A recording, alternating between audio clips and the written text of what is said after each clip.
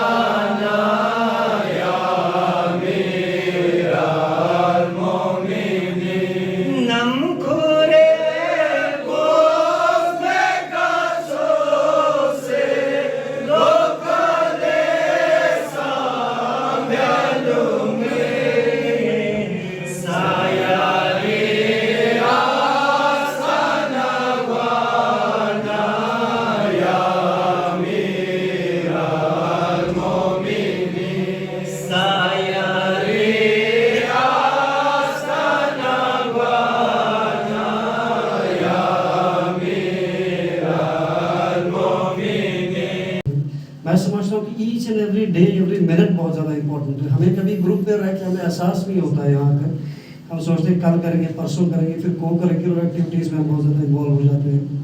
میں سمجھتا ہوں کہ اگر آپ کو ایک رسپانسبلٹی دے کر اگر آپ کو یہاں بھیجا ہے، آپ کی پہلی رسپانسبلٹی مجھے لگتا ہے آپ کی ایجوکیشن کے لیے ہے، بیکاز بہت سارے لوگوں کی امیدیں آپ سے جڑی ہیں، وہ شاید ہم کہیں نہ کہیں لوز کر جاتے ہیں، کبھی پارٹی میں، کبھی دوست یا ریز۔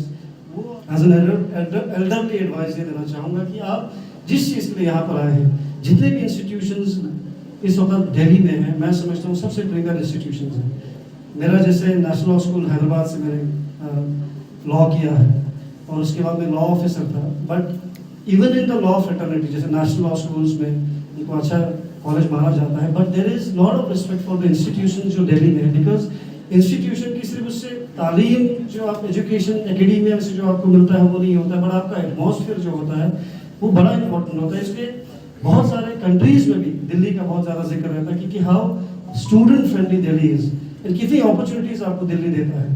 آپ اگر گریجویشن کرنا چاہو، آپ ماسٹر کی کورسز کرنا چاہو، کہ one of the best universities ہمارے یہاں ہیں، اور میرے بہت سارے کولیگس ہیں جو میرے ساتھ کلاس میٹس ہیں، وہ جے این یو سے ایک سال کا کورس کر کے لنڈن باہر کے کنٹریز میں وہ وہی بولتے ہیں یہی بات۔ آکسفورڈ میں بھی جا کے ان کو لگتا ہے کہ کہیں نہ کہیں جو یہ ماحول ہے دلی کا وہ شاید کہیں نہیں ملتا ہے، بیکاز یہ اسٹوڈنٹ بہت زیادہ فرینڈلی ہے۔ آپ نے دیکھا ہوگا کہ چیزیں یہاں پہ ایزیلی دستیاب ہو جاتی ہیں، اویلیبل ہوتی ہیں، تو اس لیے میرے بار بار یہ کہنے کا بھی مقصد یہ ہے کہ آپ اس اپرچونیٹی کو بالکل نہیں جانے دیں. آپ کسی بھی اکیڈیمیا میں ہیں, کسی بھی اسٹریم میں ہیں, کوئی بھی کریئر آپ پرسیو کر رہے ہو اس کو اچھے سے کرنا ہے. بیکاز یہ جو ٹائم چلا جاتا ہے, جیسے میں آپ کا بیتا ہوا مطلب کل time which you have lost, I am that person, but because I had a degree in law وہ تھوڑا سا ایزی ہو جاتا ہے. میں آلریڈی جاب کر رہا تھا گورنمنٹ حیدرآباد کے ساتھ, تو وہ تھوڑی سی پریولیج مجھے ہو گئی, بٹ آپ نے وہ اپرچونیٹی بالکل مس نہیں کرنا ہے. یہ بلا ہے موجز نما کی بستی ہے,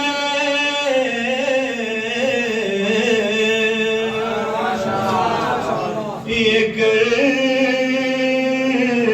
بلا ہے یہ موجز نما کی بستی ہے, کفن میں اس کے لپیٹو ہاتھ لے جاؤ, کفن کے لپیٹو حیات لے جاؤ. نعرے تکبیر، نعرے تکبیر، نعرے حیدری، حیدری، ذرا زور سے بولو، ذرا زور سے بولو، ہم سب کا مولا، ہم سب کا نعرے حسین بانٹ رہے ہیں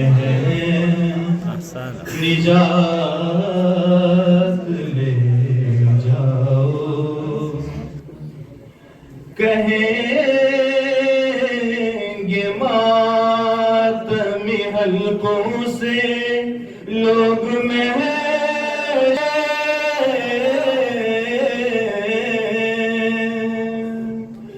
کہیں